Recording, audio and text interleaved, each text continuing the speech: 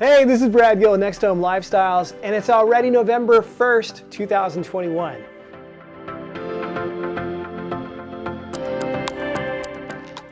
I'm here today with your market snapshot for the city of San Jose. Let's get started. This week we're seeing 478 active listings for single family homes, townhouses, and condos. We are actually down for a fourth week straight. So I can officially say that we are definitely in a trend for downward moving inventory, which sees seasonal trends of inventory declining towards the end of the year. Remember, the previous week was 495, which was down 11%, and compared to the previous month, which saw 586. And what's interesting, to show you guys exactly where we are with low levels of inventory right now in November, which we tend not to see this low of inventory, here's last year, where we had 770 active homes, townhouses, and condos in the market beginning of November 2020. Well, we're definitely seeing a trend as overall inventory continues to diminish, which of course does follow our seasonal trends this time of year, but we are heading into lower than usual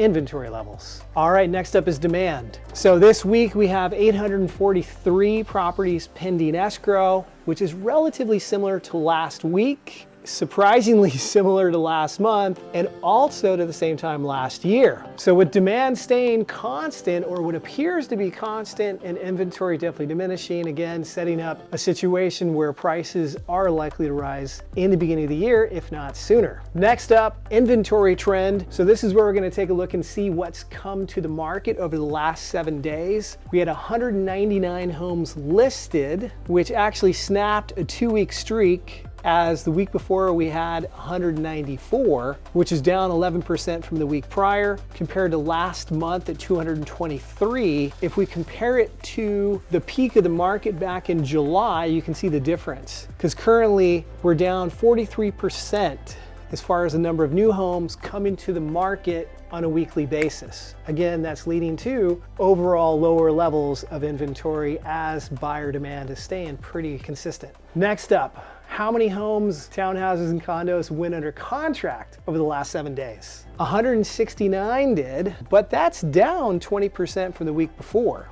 If we look to the previous month, we were running about 177. So even though we're down 20%, it's not that big of a discrepancy overall on a weekly basis. Buyer demand can move in waves depending on what's happening, and we did just go through holiday. As far as the Halloween holiday season, maybe that impacted some buyers being out and about and writing offers. Next up, trailing demand. So this is where we're gonna take a look and see how many homes actually closed escrow over the last 7 days, which was 155, also down conveniently 20% from the week prior, and down slightly from the previous month.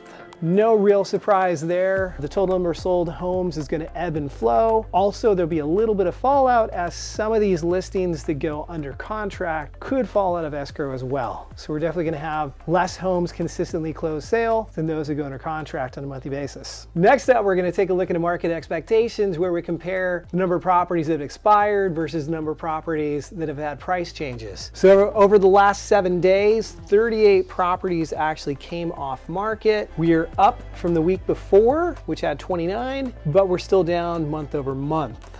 In addition, price changes, that's where we have a price, either the listing price is reduced or the listing price is increased. Either way, it just shows that pricing overall wasn't in line with market conditions. This past week, we saw 78 price corrections compared to the week previous, where we had 87, and month over month at 109. So we're still staying really low on those properties coming off market, as well as the price corrections, which again just shows that we have a really strong seller's market happening right now. And with inventory continuing to decline, we could see that easily moving into the holiday season, as well as what's to expect at the beginning of next year. That's it for this week's housing snapshot. Thanks so much for watching. I'm Brad Gill with NextHome Lifestyles. Please remember to like if you like the content, or subscribe if you want to see it again next week. Until then, take care.